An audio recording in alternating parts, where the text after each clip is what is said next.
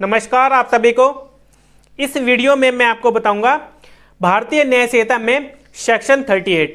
जो ये सेक्शन 38 है ये यहाँ पर यही बता रहा है कि कब आप किसी पर्सन की डेथ कॉज कर सकते हैं अपने आप को बचाने के लिए,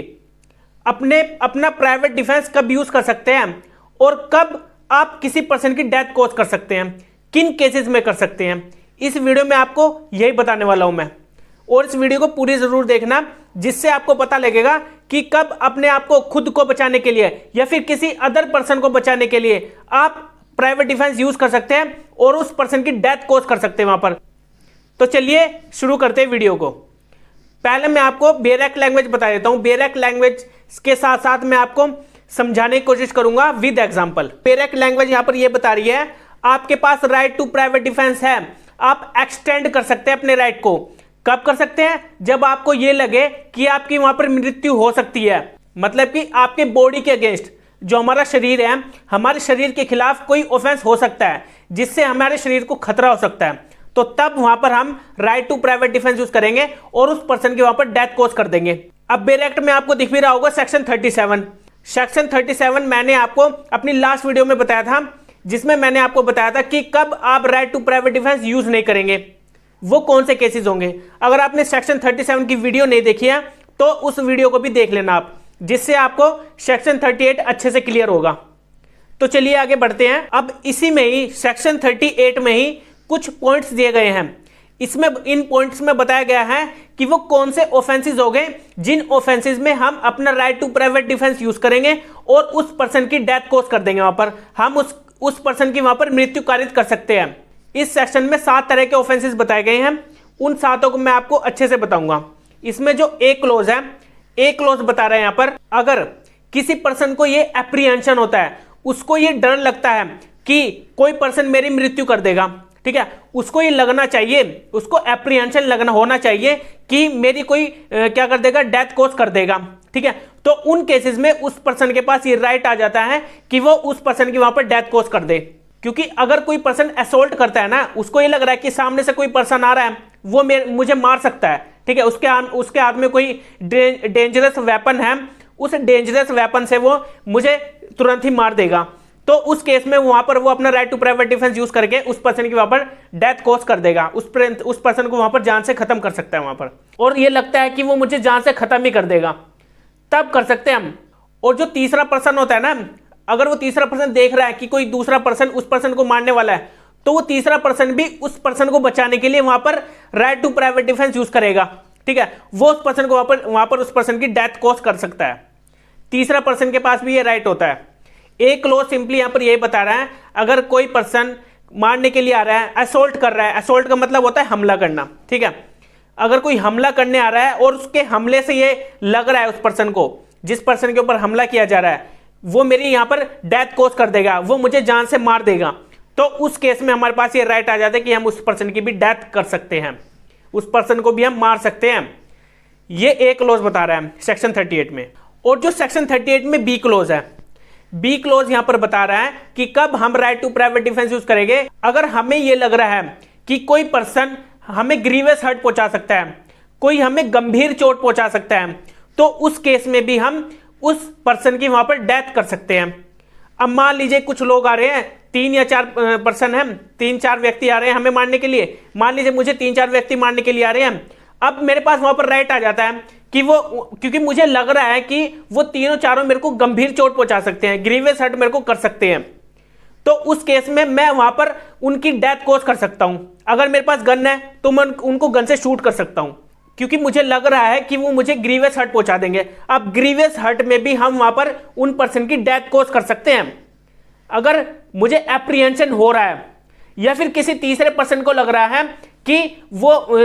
अगर किसी तीसरे पर्सन को लग रहा है कि वो, मान लीजिए मैं ही हूं, मुझे कोई मारने के लिए आ रहा है, तो वो तीसरे पर्सन के पास भी राइट होता है कि वो मुझे बचाए,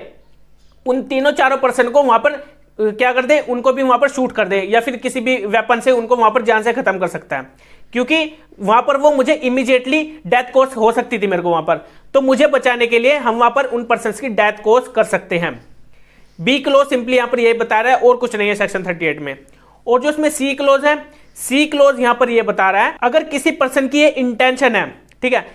किसी लड़की का वहां पर रेप करना है, ठीक है, अगर किसी लड़की का रेप करने के लिए कोई असोल्ट करता है, मतलब कि ऐसा लग रहा है किसी लड़की को, तो वहां पर उसको ये लग रहा है लड़की को कि वो मेरा रेप कर सकते हैं, 2 या 3%, 1% भी हो सकता है, तो वो उस केस में क्या कर सकती है लड़की, वो उस पर्सन की वहां पर डेथ कॉज कर सकती है। अब रेप तो लड़की के अगेंस्ट ही होएगा ना, ठीक है, लड़कों के अगेंस्ट तो अननेचुरल लस्ट होता है, वो इसके अगले वाला पॉइंट है। जो डी पॉइंट है उसमें अननेचुरल लस्ट की बात की गई, उसको भी मैं बताऊंगा। पहले मैं आपको रेप के बारे में बता रहा हूं। अगर किसी लड़की के अगेंस्ट में कोई रेप हो रहा है, अगर वहां पर कमिट होने वाला है, कोई पर्सन वहां पर सोच रहा है, उसकी ये इंटेंशन है और उस लड़की को ये लगने लगा है कि वहां पर वो पर्सन वो मेरे साथ रेप कर सकता है, तो फिर वहां पर उस लड़की के पास ये राइट आ जाता है कि वो उस पर्सन की डेथ कॉज कर दे। ये हमारे पास राइट है। अगर ये लग रहा है कि कोई पर्सन किसी लड़की का रेप कमिट कर रहा है और ये खुद को भी लग रहा है लड़की को, तो फिर वहां पर ये राइट आ जाता है प्राइवेट डिफेंस का कि उस पर्सन की डेथ कॉज कर सकते हैं।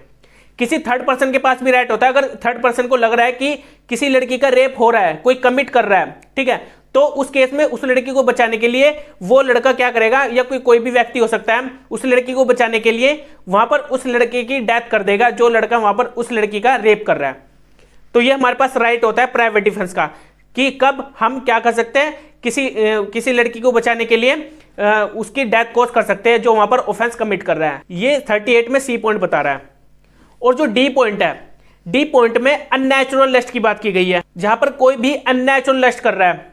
अब मैं इसको एक एग्जांपल से समझा देता हूं। मान लीजिए एक लड़का है, ठीक, उस लड़के के अगेंस्ट 3 या 4 गे होते हैं, ठीक है, उसको मतलब कि पकड़ लेते हैं उसको। अगर उस लड़के को ये लग रहा है कि वो मेरे तीनों चारों क्या कर सकते हैं, मेरे साथ अननेचुरल लस्ट कर सकते हैं, रेप की तरह ही होता है, तो वहां पर उस लड़के को अगर लग रहा है ना कि वो मेरा अननेचुरल लस्ट कर सकते हैं, ठीक है, मतलब कि मेरे साथ सेक्सुअल कर सकते हैं, सेक्सुअली हरकतें कर सकते हैं, तो उस केस में उस लड़के के पास राइट आ जाता है कि वो उन पर्सन की डेथ कर दे जो वहां पर गे पर्सन है, ठीक है, जो गे है वहां पर। आप अभी रिसेंटली एक केस भी आया था, पंजाब साइड गए था,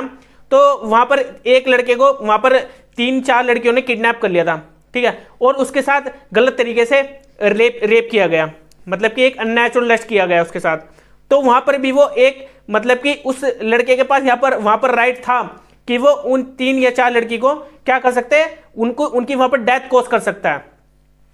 तो अननेचुरल लस्ट में भी हमारे पास ये राइट होता है कि हम उन जो ऑफेंस वहां पर कमिट कर रहा है उसके अगेंस्ट हम क्या करें,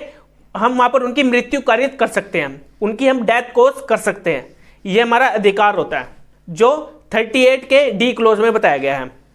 अब चलते हैं ई क्लोज में। ई क्लोज में बताया गया है अगर ये लग रहा है कि कोई पर्सन किडनैप करने वाला या एब्डक्ट हो रहा है किसी पर्सन का, तो उस केस में भी हमारे पास क्या है, राइट है। जो भी पर्सन वहां पर किडनैपिंग कर रहे हैं और एब्डक्ट कर रहे हैं, तो वहां पर राइट आ जाता है कि हम उस पर्सन की डेथ कॉज कर दे। अब मान लीजिए किसी पर्सन को किडनैप किया जा रहा है, ठीक है,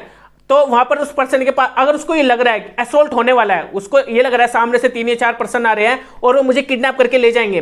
तो उस पर्सन के पास ये राइट है कि वहां पर उनकी इमीडिएटली डेथ कॉज कर सकता है। वहां पर उसके पास पर्सन के पास राइट आ जाता है। या फिर किसी थर्ड पर्सन के पास, किसी थर्ड पर्सन ने देख लिया कि कोई व्यक्ति किसी पर्सन को क्या कर रहे हैं, उसको किडनैप करके ले जा रहे हैं, कुछ पर्सन किसी व्यक्ति को किडनैप करके ले जा रहे हैं, तो उस केस में उस व्यक्ति के पास भी ये प्राइवेट डिफेंस है कि उस व्यक्ति को बचाए, वहां पर उन पर्सन की डेथ कॉज कर सकते हैं। ये भी हमारे पास राइट होता है। एब्डक्टिंग और किडनैपिंग के केस में हम डेथ कॉज कर सकते हैं अगर ऐसा कोई ऑफेंस कर भी रहा है, तो जो कि ई क्लोज में बताया गया है सेक्शन 38 में। अब चलते हैं नेक्स्ट क्लोज पर, क्लोज एफ। क्लोज एफ यहां पर बता रहा है अगर किसी पर्सन को यह लग रहा है कि मुझे वो कन्फाइन करके रख सकता है, कोई पर्सन, चाहे वो कितने भी पर्सन हो सकते हैं, एक से ज्यादा पर्सन हो सकता है, एक पर्सन हो सकता है, अगर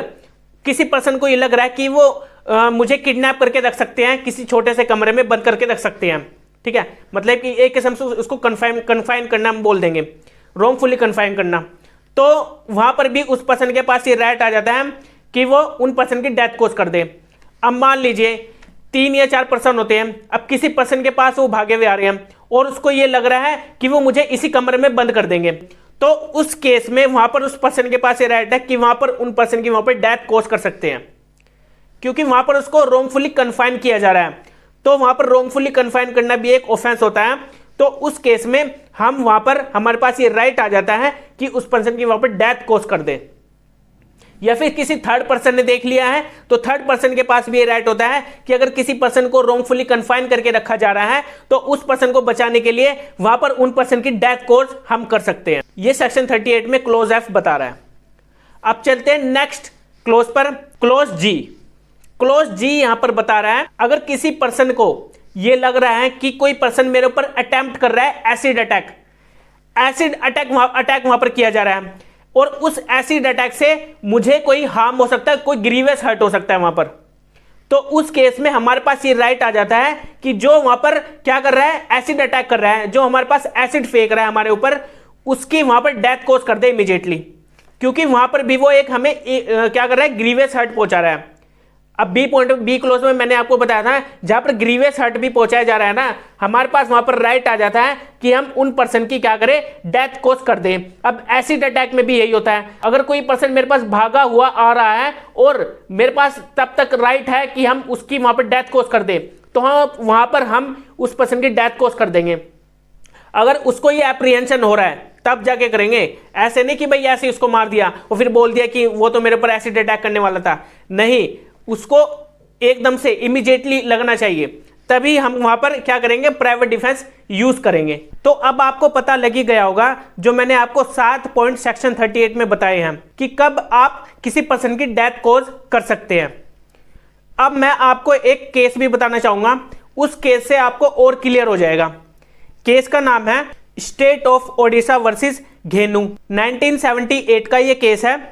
इस केस में क्या होता है कि ए एक पर्सन होता है और बी पर्सन होता है। अब ये दोनों दारू पी रहे होते हैं, ड्रिंक कर रहे होते हैं, ठीक है। अब जब दोनों ड्रिंक कर रहे होते हैं तो दोनों में आपसी कहासुनी हो जाती है,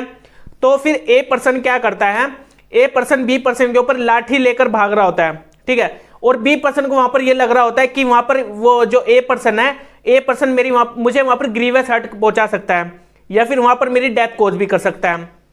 तो यहां पर तो वो बी पॉइंट में इंक्लूड हो गया, जो मैंने आपको 7 पॉइंट बताया है उसके बी पॉइंट में देखिए, बी पॉइंट में मैंने आपको बताया था ग्रीवियस हर्ट। अब वहां पर ग्रीवियस हर्ट में हम किसी पर्सन की डेथ कॉज कर सकते हैं अगर हमें ये लग रहा है कि कोई पर्सन हमें ग्रीवियस हर्ट पहुंचा रहा है। तो वहां पर उस पर्सन के पास ये राइट आ गया था, तो वहां पर उसने अपने आप को बचाने के लिए उस ए पर्सन की वहां पर डेथ कॉज कर दी, क्योंकि पास ही में उसके कोई नुकीला हथियार पड़ा था, नुकीली कोई चीज पड़ी थी, तो उसने उसके वहां पर क्या कर दिया, स्टैब कर दिया, उसके पेट में घोंप दिया। तो वहां पर ए पर्सन की इमीडिएटली उसके एट द स्पॉट वहां पर उस पर्सन की डेथ हो गई। तो वहां पर बी पर्सन को क्या प्राइवेट डिफेंस मिलेगा, बिल्कुल वहां पर उसको प्राइवेट डिफेंस मिलेगा, क्योंकि वहां पर उसको लग रहा था कि वहां पर मेरी कोई हेल्प करने वाला भी नहीं है, ठीक है, जो कि वहां पर कोई मुझे बचा सके। उसको वहां पर यह लग रहा था कि मेरे पास कोई रास्ता भी नहीं है कि मैं अपने आप को बचा सकूं, ताकि मैं कहीं जाकर भाग सकूं, भागकर अपने जान बचा सकूं। वहां पर उसके पास वो भी रास्ता नहीं था। अब उसके पास सिर्फ एक ही रास्ता था कि वहां पर उस ए पर्सन की डेथ कॉज करके अपने आप को बचा लिया जाए। अब उसके सभी रास्ते बंद थे, ठीक है, और उसको यहां पर यह भी एप्रीहेंशन हो रहा था कि वहां पर ए पर्सन मुझे ग्रीवियस हर्ट पहुंचा सकता है और उस ग्रीवियस हर्ट से मुझे काफी दिक्कत होने वाली है, या फिर मेरी डेथ कॉज भी कर सकता है, क्योंकि उसके हाथ में डंडा था और डंडा अगर उसके सिर में लग जाता, ठीक है, सिर में उसके वार करने लगता, तो बी पर्सन की वहां पर डेथ कॉज हो सकती थी। तो बी पर्सन ने अपने आप को बचाने के लिए ए पर्सन की वहां पर डेथ कॉज कर दी। तो वहां पर बी पर्सन को प्राइवेट डिफेंस मिलेगा, क्योंकि उसके पास कोई रास्ता था नहीं अपने आप को बचाने के लिए। उन केसेस में उसने वहां पर प्राइवेट डिफेंस यूज किया और ए पर्सन की डेथ कॉज कर दी। तो अब आपको इस केस से भी क्लियर हो गया होगा। और जो मैंने 7 पॉइंट बताए हैं, उन 7 पॉइंट में जो मैंने आपको बताया है कि किन ऑफेंसेस में वो कौन से अपराध होंगे, कब आप क्या कर सकते हैं, किसी पर्सन की डेथ कॉज कर सकते हैं। इस वीडियो में सिंपली यही बताया गया है और कुछ नहीं है कि कब आप किसी पर्सन की डेथ कॉज करेंगे और वो कौन से ऑफेंसेस होंगे। तो अब हम मिलेंगे अपनी नेक्स्ट वीडियो में। Okay, bye.